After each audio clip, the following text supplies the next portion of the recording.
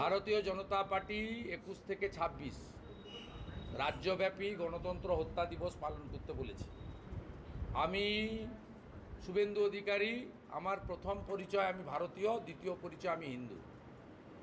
আমি হিন্দু হিসেবে পশ্চিমবাংলার হিন্দুদেরকে বলেছি আগামীকাল ফিরাদ হাকিমের কুশপুতুল দাহ করতে। আমার আহ্বানে যারা সাড়া দেবেন তারা করবেন। আমার পার্টিও 21 থেকে 26 ঘোষণা করে সেই কর্মসূচিকে স্বীকৃতি দিয়েছে। বারে বারে আপনি মেজাজ হারাচ্ছেন। আপনি কোন চ্যানেল? নিউজ 18?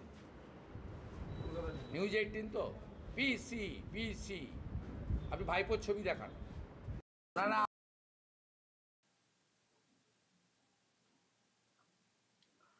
দর্শক শুনলেন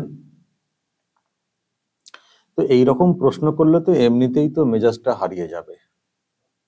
ডিরেক্ট বলা হচ্ছে যে আপনি মেজাজ হারাচ্ছেন। তো শুভেন্দু অধিকারী উনার মতো করে উত্তর দিলেন পিসি নিউজ 18-কে, যার মালিকের ছেলের বিয়েতে রাজ্যের মুখ্যমন্ত্রী খেতে গিয়েছিলেন মুম্বাইয়ে। মনে পড়ছে তো? প্রিয় দর্শক, আমি শফিকুল ইসলাম এবং আপনারা দেখছেন আরামবাগ টিভি প্লাস। আজকে ঘাটাল এলাকাতে একটা প্রোগ্রাম হয়েছে, দেখতেই পাচ্ছেন। কর্মীদের সমস্যা ইত্যাদি জানার চেষ্টা হয়েছে।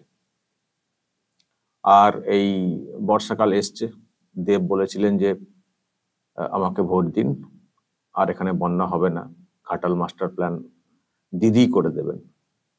সেই সব নিয়েও কথা বলেছেন যে দেখি, উনি তো বলেছিলেন কি হচ্ছে, বর্ষাটা আসুক, তারপর আমাদেরও যা করার করব। আর যারা বিজেপির ওখানে লোকজন রয়েছেন, যারা পঞ্চায়েতের মেম্বার রয়েছেন, তাদেরকে কাজ করতে দেওয়া হচ্ছে না, এইসব নিয়েও প্রশ্ন তুলেছেন। এবং যারা বিজেপির কর্মী, তাদের উপরে অত্যাচার, এইসব নিয়েও কথা বলেছেন। কিন্তু আগামীকাল 21শে জুলাই, রাত পোয়ালি 21শে জুলাই তৃণমূল কংগ্রেসের একটা প্রোগ্রাম। তো উনি আগে থেকেই ঘোষণা করেছিলেন যে 21শে জুলাই ববি হাকিমের কুশপুতুল দাহ করব, অন্তত 100টা জায়গাতে। কারণ উনি যে ধরনের মন্তব্য করেছেন যারা অমুসলিম তাদের সম্পর্কে, সেই জন্য। তো এটা হতে হতে নিউজ 18-এর সাংবাদিক হঠাৎ করে ওই প্রশ্ন করে বসেন যে আপনি কেন মেজাজ হারাচ্ছেন। শুনে আরো মেজাজ হারিয়ে যাওয়ার মতো একটা পরিস্থিতি। তখন ওনার উদ্দেশ্যেই আর কি একটা রিয়াকশন দিয়েছেন। দর্শক, এই ছোট্ট একটু ইনফরমেশন বা ছোট্ট একটা বাইট আপনাদেরকে শোনালাম। অনেকটা রাত হয়েছে। যদি কিছু বলার থাকে অবশ্যই বলবেন, কমেন্ট বক্সে নজর রাখবেন আরামবাগ টিভি